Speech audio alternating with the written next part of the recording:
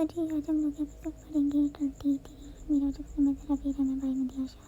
वैसे मैं क्या कह रहा हूँ, हमें भी ब्रोकअप के बारे में बता देना चाहिए ताकि आज शमीर के साथ हमारी भी मंगनी करवा देते हैं। अभी कुछ देर पहले ही घर के रात के दरमियान ही शमीर और फिरोज़ी की मंगनी हुई थी। अभी सब बैठे अपनी अपनी बातों में लगे हुए थे। दूसरी तरफ फिरोज़ी जिसकी अभी मंगनी हुई थी वो खुशी से कभी किसी के साथ पिक लेती तो कभी शमीर के साथ। वो अपनी मस्ती में मसरूफ़ हुई पड़ी थी जब आज ने सामने सबको देखते आकर पर अपने भाई को देखते शानवी को मुखातिब किया था। कुछ दिन में पेपर्स हैं और वैसे भी हमारी मंगनी होना इतना आसान नहीं। ये भी याद रखो कि मेरे माँ बाप यहाँ नहीं है। पेपर्स के बाद हाँ तुम बता सकते हो। शानवी मुस्कुराते बोलती वहाँ से गई थी। ज़रा प्लीज़ आज नहीं जाते, हम यहाँ ही रह लेते हैं। ये भी हमारा घर है। जनाब ज़रार के साथ चलते मुसलसल उसको रोकने की कोशिश कर रही थी। अभी मंगनी के बाद सब होटल से घर के लिए निकले थे कि ज़रार भी सबसे मिलते इजाज़त ले गया जबकि जनाब का दिल नहीं कर रहा था जाने को। बेगम वो उसको आस्ते आस्ते अपने पीछे आते देख एकदम पलट कर उसको अपनी गोद में डाल गया। जनाब ने पहले हैरानी से फिर कबड्डी से देखा था क्यों ना कि उसकी बात बिल्कुल भी नहीं मान रहा था। जानता हूँ अभी आदर्श अमीर लोग हमारे साथ नहीं जा रहे इसलिए तुम्हें उदासी हो रही है, पर मेरा भी इनके पेपर्स आ गए हैं। कुछ दिनों बाद वो फ्री हो जाएंगे, फिर से उनको अपने पास बुला लेना। प्यार से बोलते उसका नाम से गाड़ी के अंदर उठा गया। तभी वो झुमका था जबकि एक नज़र सामने देखते काम से गाड़ी में बैठा था। वो जरा सा नरफानी अपनी वाइफ की यूनिवर्सल हैच लेने लग पड़ा है। तब से अभी अपने बाप से बात करते हटा था कि इसके आदमी ने न्यूज़ देते उसको कहा किया जितना भी कुछ करना है शौक से करें, जितना कुछ करना है शौक से करें, मुझे कोई फ़र्क नहीं पड़ता क्यों ना कितना बुखारी की साया पर उसको मेरे पास आना होगा, हर हाल में मेरे पास आना होगा। वो बोलते मुस्कुराते सोच चुका था कि उसको क्या करना था। जनाब जब हमारी मंजिल एक है तो अचानक से रास्ते क्यों लगा? वैसे भी तुम्हें फिक्र करने की ज़रूरत नहीं, किसी को नहीं पता चलेगा कि मैं तुम्हारा शोर हूँ। वो प्यार से बोलते आराम से जैकेट लेती पहनने लगा। ज़रा मैंने बोल दिया ना आप मुझे यूनी के पास बस स्टॉप पर उतार दें तो मतलब बस। वो थोड़ा गुस्से से बोलते उसके सामने खड़ी हुई थी। ज़रा ने उसकी तरफ नाक देखते हल्के से कहते उसको अपनी तरफ क्या था। वो धीरे से चीखते ठीक है जैसा तुम चाहो। वो बोलते उसकी बात क्या था एक और बात आपके बोलते आराम से कमर के हाथ को उठाते उसमें गोल्डन रिंग बिल्कुल अपनी जैसी पहना हुई। ये आपके लिए मैंने ली थी। आपके वो प्यार से बोलते हूँ कमर को हैरान करिए क्या बात है बेगम। वो दिल में खुशी से मुस्कुराते कौन से उसके चेहरे पर छाई खुशी से रक्त नूर हो गया। क्या लगता है जनाब मुझे समझ नहीं आई इस रिंग पहने की वजह मेरे तरीके मुझे पर ट्राई। वो भी दिल में सोचते मुस्कुराते उसको अपने साथ लगा गया क्योंकि वो जानता था कि जनाब को उसने कैसे तंग करना था। कैसे ये सब चल रही हैं मेरे सामने मेरे शोर के लिए तैयार हो रही हैं लेकिन मेरे उद्योग कोई भी उसके करीब ला नहीं सकती। अभी वो बिजनेस की क्लास में आई ही थी कि सब लड़कियों को देख कर बुलाई क्योंकि कोई अपनी बेइज्जती ठीक कर रही थी तो कोई गहराई कर रही थी तो कोई अपने बालों को खोले शानों पर डाले फ़ोन में खुद को ही देख रही थी। जनाब ने कांच ने नज़र से अपने चारों तरफ देखा था। हेलो अभी वो उनको देख ही रही थी कि जनाब के पास ध्यान उसकी तरफ किया। जनाब की जगह हल्के से मुस्कुराने आता क्या वो दिल फराज अंदाज में उसको देखते आराम से उठने का पकड़ा हुआ रिंका गई। फिर जनाब ने बुक लेते लेक्चर देना शुरू किया था कि जनाब की नज़र उसके हाथ पर पड़ी। वो शख्स से हैरान हुई। उसका मतलब जनाब ने यहाँ आने से पहले उसको उतार दिया। जनाब को पल में गुस्सा आया था। इसने उन सब लड़कियों को बातें करते सुना था कि अगर जनाब सारे शादीशुदा होते तो उनके हाथ में रिंग ज़रूर होती जो बताती कि वो शादीशुदा है। तभी जनाब का दिमाग चला और वो जब शमीर को फिरोज़ी की मंगनी की शॉपिंग पर गई तभी मौका देखकर एक गोल्डन सत रिंग थी ज़रार के लिए ली। अभी इसको ग्लास में रिंग के बिना देख उसको बुरा लगा था। मिस जनाब अभी वो अपनी सोच में ही थी कि मुकाबले के बाद वो होश में आई थी। लगता है आपका ध्यान कहीं और ही है। सर ने उसके चेहरे के बदलते रंग अच्छे से देखे थे। वो जानता था कि वो क्यों ऐसे घूर रही थी। नहीं सर मेरा पूरा का पूरा ध्यान सामने है। वो दांत पीसते हुए जल्दी से बुक को लेने लगी। जनाब उसके लिए उसके ऐसे बोलने पर दिल में खुश हुआ था। रात को बिल्कुल भी खुद नहीं आने दूंगी। उसको फिर से फोट पर लिखता देख अपने दिल में घबराई। जनाब लोग मैं समझा देता हूँ। वो उसको कितनी देर से नोट कर रहा था। वो उसे सवालों में उलझी हुई थी मगर एक बार भी जरा से मदद नहीं ली थी। नहीं मैं कुछ कर सकती हूँ। वो तो बोलते अपनी नोटबुक मुकाबले से छीन गया। हैरानी से देखा था लेकिन अगली बार उसकी बुक्स को लेते हुए बैठ के रख गया। हमने गुस्से से उसको जाते हुए देखा मगर एक बार भी उठकर पीछे नहीं गई। नाराज़ हो किस बात पर कुछ तो बताओ। वो जानता था उसकी नाराज़गी की वजह लेकिन फिर भी उसके मुझसे सुनना चाहता था। मैं क्यों नाराज़ होने लगी। वो बोलते उठते बैठ पर आई थी और आराम से लेटी। मतलब साफ था अब वो कोई भी काम नहीं करेगी। जनाब अगर काम नहीं किया तो क्लास में उसकी सदा मिलेगी। वो प्यार से उसको याद करवाते करीब मुझे हर सदा कबो मगर अभी मुझे कोई काम नहीं करना बस सोना है। काबिल का हाथ उसको खुद से दूर करती अपना कर गई मुँह पर कर गई। मतलब नाराज़गी बढ़ रही है। क्या तुम्हें मेरे लड़कियों से बात करना अच्छा नहीं लगता अच्छा उससे समझ नहीं आती। वो जब देखो तुम्हारे पास रहने के लिए कितना कुछ करती हैं। जनाब को उसके सवाल पर हद से ज़्यादा गुस्सा आया था। वो दिल में बर्बादी आराम से जवाब दिए बिना ही करवट बदल गई। यस अभी वो बुक को रखते फ़ोन पर ऑफिस के कुछ मैसेज चेक कर रहा था कि डोर के नॉक की आवाज़ सुन आराम से आने की इजाज़त दी। हम एक रूम को देख चलते ही इसके सामने खड़ी हुई। जो फ़ोन पर लगा था मुस्कुराते अपने भाई की तरफ मुतवज्जो हुआ। वो आराम से उसको देखते चेहरे पर बुराई जमा हुई। इसका मतलब क्या था। वो बैठते शानी मुस्कुराई बोली ट्यूना की रात जब जनाब ने काम नहीं किया तो जरा ने आज उसको सजा के तौर पर क्लास के बाद अपने पास अपने कैबिन रूम में बुलाया कि वो खुद उसको उसके काम में मदद करेगा और जब तक वो अपना सारा काम कम नहीं करेगी तब तक वो उसको जाने की इजाज़त नहीं देगा। रात काम कर लेती तो ऐसा नहीं होता बेगम। विश्वास से मेरे अंदाज में बोलते उसको शौक कर गया। मतलब साफ था कि भी वही काम वापस यहाँ होने वाला था जो कल पर नहीं किया था। चलो शुरू करो, जितना टाइम वेस्ट करोगी उतनी ही देर यहाँ तो हमें रहना होगा। वो कहते बुक को खोले उसकी साइड पर आते आराम से साथ वाली चेयर पर बैठा। अभी वो फोन से निकली थी कि उसकी क्लास की वो लड़कियाँ जो कभी उससे बात नहीं करती थी तेजी से भागते उसके करीब आई। सन्नाम ने झुककर उन सबको देखा था। अंदर क्या हो रहा था एक ने गलती से पूछा। सन्नाम उसकी बात सुन हैरान सी हुई। इसका मतलब है कि सर ने तुम्हें कैसे पुरानी मदद की। दूसरी ने उसके पहले वाले के कंधे पर चिकन हैरान से सन्नाम से दरियाफ्त करना चाहा। वैसी मदद की जैसे करनी चाहिए थी। वो बुक से देख कर रो रहे थे और मैं समझ कर नोटबुक पर उतार रही थी। सन्नाम ने शक की नज़रों से हम सबको देखते ही रोज गई। थैंक्स। पहले वाले ने जल्दी से बोलते अपने ग्रुप के साथ वहाँ पे गई। अजीब है। सन्नाम उनको ऐसे जाते थे बड़बड़ाए वहाँ से गई। रिंग। जरा आपका फ़ोन बज रहा है। जनाब किचन में डिनर की तैयारी करी थी जब जरा का फ़ोन जो सामने डाइनिंग टेबल पर पड़ा हुआ था उसको देखते ऊंची आवाज़ में बोली। बिना कि वो भी वहाँ से उठते ऊपर रूम में से लैपटॉप लेने गया था। जरा वो लगता है मुझे देखना होगा। वो अपने हाथ साफ करते टमाटर की प्लेट को साइड पर रखते टेबल तक आई थी। ये जैसे जनाब ने पिक दी थी शो से हैरान। उसने जरा का नंबर कहाँ से लिया। वो गुस्से से फ़ोन को हाथ में पकड़े उसकी तस्वीर को देख रोती हुई थी। अल्लाह ही जानता है ऐसा अल्फाज कैसे ये सब पहन लेती हैं। जनाब उसकी तस्वीर को देख हैरान हो। किसका फ़ोन था। जरा सीढ़ी से आते ही बोला। जनाब ने जल्दी से फ़ोन वापस रखते हुए जगह पर दिया। मुझे क्या पता। वो कहते शानी छिपा जरा लैपटॉप को रखते हुए भी फ़ोन को ऑन करता। फ़ोन की एक बार फिर रिंग हुआ। जैसे मुकाम ने सामने लगी तस्वीर को देखा शोर से आंखों को बड़ा करके जनाब की तरफ देखा जो पहले ही उसकी तरफ खड़ी थी। क्या हुआ कौन है। जनाब उसको ऐसे हैरान सुनते ही चलते करीब आई। जरा ने जल्दी से फ़ोन को बंद करते टेबल पर रखा। कोई नहीं। वो बोलते आराम से लैपटॉप पर कुछ काम करना। मुझसे भी छुपाया। वो उसको ऐसे बिहेव करते थे मुझे लगता है यूनिक की लड़की मेरा घर खराब करेंगी। क्या करूं। वो अपनी बुक्स को हाथ में पकड़े दूसरे हाथ की उंगली को मुंह में दांत के नीचे रखे गहरी सोच में परेशानी से खड़ी हुई थी। जरा कुछ तो सोच पता नहीं अंदर रूम में जरा के साथ क्या कर रही है। अब समझ आया इसीलिए मुझसे कल पूछ रही थी कि अंदर क्या पढ़ाया था। अगर मुझे पता होता कि ये ऐसे करने वाली हैं तो कभी भी इनको नहीं बोलती। वो गुस्से से बढ़ाई जा रही थी। वो भी जरा के कैबिन रूम से कुछ फासले पर खड़ी कुछ सोच रही थी। बस अब और इंतजार नहीं कर सकती। बस मुझे अंदर जाना है। नहीं जनाब कहीं जरा मेरे अंदर जाने से गलत न सोचने लगी कि मैं उस पर शक करने लगी। वो पूरी तरह उलझी हुई थी जबकि बेचैनी भी बेनतहा बढ़ रही थी। वो गुस्से से एक सांस खारिज करते अपने बैग को कंधे पर दुरुस्त करते हुए बालों को ठीक करते आराम से आगे बढ़ी। यस मुकाबले आराम से बोलते सामने देखा था। जनाब मुस्कुराते क्लास में दाखिल हुई थी। सब लड़कियों ने शकन भरे अंदाज में देखा था। जरा भी हैरान हुआ था मगर उसको जो उम्मीद थी वही हुआ। जनाब वो लड़कियों की वजह से रूम आई थी। यस वो पेशावर अंदाज में पूछते चेहरे से थोड़ा सा आगे हुआ था। जनाब को कुछ समझ नहीं आई क्या बोले।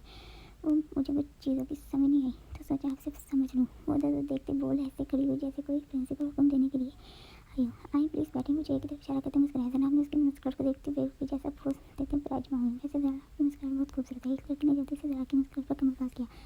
जनाब ने गौर से उसको देखा था। जरा ने गौर से जनाब को देखा जो गुस्से से लाल हुई थी। चलिए ये आखिरी सवाल है। जनाब उन लड़कियों को देखते बहुत संजीदा हुआ। ऐसे करिए आप पहले इनका मसला हल कर दें फिर हमें समझा देना। वो लड़की एक बार फिर से आराम से बोलकर जनाब की तरफ इशारा कर दी। नहीं तुम लोग समझो मैं वेट कर सकती हूँ। वैसे भी अगर मेरा काम हो भी गया तो वेट तो करना ही पड़ेगा फिर भी मुझे। जनाब इस बार से बोलते आराम से चेहरे से के साथ टेक लगा के जरा को उसका ये अंदाज भाग गया। चलिए पहले मैं आपको फारग करता हूँ। उनका काम ज़्यादा है। जरा ने तो लोग बोलते उनको अपनी बीवी से बात करने से जैसे मना किया था। हाँ जरा बोलो। जरा ने फ़ोन उठाते ही कहा। सना ने एक नंबर नोट करो। मुकाबल नंबर को बोलते सामने देखने लगा। ये किसका नंबर है। जफर ने सना से फ़ोन लेते पूछा। बहुत दिनों से इस गाड़ी को अपने पीछे पीछे देखता हूँ। अभी जनाब को बस स्टॉप के पास ही जा रहा था जब ये गाड़ी वहाँ ही खड़ी हुई। ये मेरे घर के बाहर भी हर वक्त खड़ी होती है। जल्दी से पता करो। मुकाबल ने फ़ोन पर कहते शीशे से गाड़ी को यानी कि पार्किंग एरिया में आते देख आराम से फ़ोन बंद किया था और चलते यूनिट में दाखिल होता है। यार मैं सच बोल रहा हूँ वो लड़की बहुत खूबसूरत है। वो लड़की किसी से भी बात नहीं करती खासकर लड़कों से तो बिल्कुल भी नहीं। लेकिन मैंने सुना है वो क्या नाम है। हाँ जनाब अफगानी शादीशुदा है। दूसरे लड़के ने पहले वाले से बोलते उसको देखकर वो शादीशुदा है। हमें क्या लेना देना। पहले वाले ने नाम से कहते शानी हुआ है। ठीक बोल रहे हो। आजकल हर कोई शादी के बाद फिर जाता है। क्या पता उसका शौक किसी दूसरे के साथ ना हो तभी तो कभी भी उसको किसी के साथ आते नहीं देखा। अरे हम सबको उनके शौक से क्या लेना देना। हमें तो इससे मजे लेना है। पहले वाले ने बोलते जैसे बात खत्म की थी। मैं उसको बिजनेस साइड में पार्टनर बनूंगा वो और उसको अपने साथ यहाँ से यानी यूनी से बाहर लेकर आऊँगा फिर हमारा काम बन जाएगा। पहले वाले ने कहते सबको अपनी प्लान बताया दूर रहना इससे। अभी दूसरा दोस्त कुछ बोलता जरा जो कब से खड़ा था उनकी तरफ गुस्से से बढ़ा था। वो सब नीचे से खड़े होते उसको देखने लगे थे। वो जानते थे कि ये न्यू सर है। सर हम तो ऐसी बातें कर रहे थे। एक लड़का जल्दी से डरते बोला मेरी बात गौर से सुनो। रानी जिस लड़के ने कहा था बिजनेस असाइनमेंट में पार्टनर बनने का बोला था उसको गिरेबान से पकड़ते अपने सामने किया। सब लड़कों ने चुम के देखा था। अगर फिर उसको देख कर बात की तो मुझसे बड़ा कोई नहीं होगा। आपसे कोर्स तो दूर रहना ही तुम लोगों के हक में बेहतर होगा। ना कि उस तक पहुँचने के लिए मेरा सामना करना होगा। ने धीमी से मगर धार से उसको घूरा था। अब इज़रार ने अपना गुस्सा कैसे कंट्रोल किया था वही जानता था। अगर यूनी नहीं होती तो उसको मार मार कर बता चुका था कि उसकी बीवी को लेकर बात करने वाले के साथ वो क्या क्या कर सकता था। तो जितना बुरा क्यों लग रहा है? लड़के ने उसकी आंखों में आग देख पूछा। यूनी की बात मिलना अच्छे से पता होगा कि मैं उसका क्या लगता हूँ। वो बोलते उसको फ़ोन करते वहाँ से गया। सब लड़के एक दूसरे की तरफ देखने लगे। ज़रा ये क्या किया? अभी उसने कैबिन रूम में आया था कि ज़रा बिना लोग के किए ही अंदर आई, जबकि इस बार से लेडी में पूछते उसके सामने खड़ी हुई थी। क्या किया? महिला कबल ने हाथ खाने से और उसके करीब जाने से खुद को बाज रखा था। आपने जैसे साइबन में हर किसी को एक दूसरे का पार्टनर बना दिया और मुझे कोई भी पार्टनर नहीं दिया। उस वक्त अंदाज में पूछती जैसे रोने को थी। इसीलिए स्वीटहार्ट कि मैं चाहता था कि तुम किसी की मदद के बिना अपना असाइनमेंट खुद बनाओ। वो प्यार से बोलते अपनी जेब पर बैठा। क्या मतलब है? जनाब मुझे एक पार्टनर चाहिए। जनाब उसके सामने टेबल पर हाथ रखते चुकी थी। जनाब बोल देना कि कोई भी तुम्हारा पार्टनर बनने के लिए ठीक नहीं है। तुम खुद अकेली मदद के बिना अपना काम कर सकती हो। फिर से इंग्लिश से बोलते जैसे अपना फैसला बताएंगे। आप बहुत बुरे हो, मुझसे कोई भी बात ना करे। वो रोने को हुई थी जबकि इतना कहती गुस्से से बाहर गई। लो इन जरूरों की कमी रहती थी। जैसे जनाब रूम से बाहर निकली सामने ही उनको आते देख जनाब का पारा और बढ़ा था जबकि गुस्से से वापस रूम में दाखिल हो गई। मुझे भी क्या जाना है? आप मेरे साथ चलेंगे या मैं टैक्सी पर चली जाऊँ? वो बेरों से बड़कती बोली। जरा ने गौर से उसके चेहरे पर गुस्सा था। तुम चलो मैं आता हूँ। प्यार से बोलते मुस्कुराते जनाब उन सब लड़कियों को बोलते पाई गई। जनाब यार कितनी देर हो तुम मैंने ऐसे नाराज और खामोश रहने वाली। वैसे बच्चों की तरह क्यों करी हो? मैंने तुम्हारे लिए सोच कर ही तो कोई फैसला किया होगा। वो उसको डिनर की तैयारी में लगी थी। किचन में आते उसको अपने थाल में देखा। जनाब वैसे ही करिए आराम से खीरे काटने में मसरूफ हुई। गाबा उसको ऐसे इतना किसी देख समझ गया कि उसको क्या करना है। प्यार से उसको पहले साथ में लिए एक हाथ से बालों को दांत कर गया। था बस तंग मत करें। सब बता रही हूँ। वो तो गुस्से से बोलती वैसे ही खीरे साइड पर रखती प्याज को काटने लगी। मैं तो सब कुछ करूँगा। आगे मेरा तुम्हें नाराज रहना तुम नाराज करो लेकिन मुझे अपनी क्रीम आने से नहीं रोक सकती। वो गंभीर कलेजे में उसके चलते मुझे सर आपके हाथ काटने से रुके थे। वो लेती थी मुकाबले के लंच से जोर से जहराता था। वो धीरे से उसको निर्दोष होने लगा था। वो धीरे से उसकी अपनी तरफ मोड़ दिया था। अभी वो उसके लहू पर वार करता था। अपने प्याज वाले हाथ को हाथों पर रखते उसके सारे होने पर पानी पिलाता। वो प्याज की वजह से जनाब से दूर था। जनाब को उसके ऐसे पसंद थे जबकि ऐसे ही करे प्यार से कुछ बातें स्पार्ट हुई। जाए यहाँ से, मुझे बिल्कुल भी बात नहीं करनी। मुझे मेरा काम करने दे। रात में जेब साफ करते सामने हुआ। नहीं जा रहा मैं। जब तक तुम मेरी बात नहीं सुन रही थी और अपनी राज की वजह नहीं बताती थी। वो बोलते उसको तुम्हें से जब तक उसके करीब हुआ था। जनाब कोई भी तुम्हारे साथ वहाँ काम नहीं कर सकता। वो प्यार से बोलते उसके कानों को छूते करीब कर गया। मेरे तुम्हें किसी भी और इंसान की पार्टनरशिप की जरूरत नहीं। वो धीरे से बोलते उसके जो था और प्यार की मदद को छोड़ गया था। शादी मैं बहुत खुश हूँ। आखिरी पेपर रह गया है। मुझे तो अभी तक यकीन नहीं आ रहा। फ्रीज़र नहीं चाहते उसको अपनी खुशी की इंतहा बताई। मुझे भी खुशी हुई। कुछ दिनों से हम सब ही बहुत मसरूफ हो गए थे। शुक्र होगा ये आखिरी पेपर भी हो और हम सब इंजॉय करने के लिए कहीं एक साथ पाई जाए। शादी ने भी खुशी से बोलते अपना इंतजार किया। हाँ कहीं चलेंगे अमेरिका या लंदन। फ्रीज़र ने जल्दी से सोचते लिया। वैसे आप कहाँ जाना चाहेंगी? फ्रीज़र ने फरीन को खामोश बैठे देख मुखातिब लिया। मुझे कहीं नहीं जाना। वो साहब बोलते आराम से उठते कहाँ से भी थे। मुझे तो पेपर उसके खत्म होते ही रोहन के साथ वक्त गुजारना है। फरीन ने खुशी से सबसे जल्दी से क्लासरूम की तरफ देखी। शादी ये क्या बोल रहा है तू?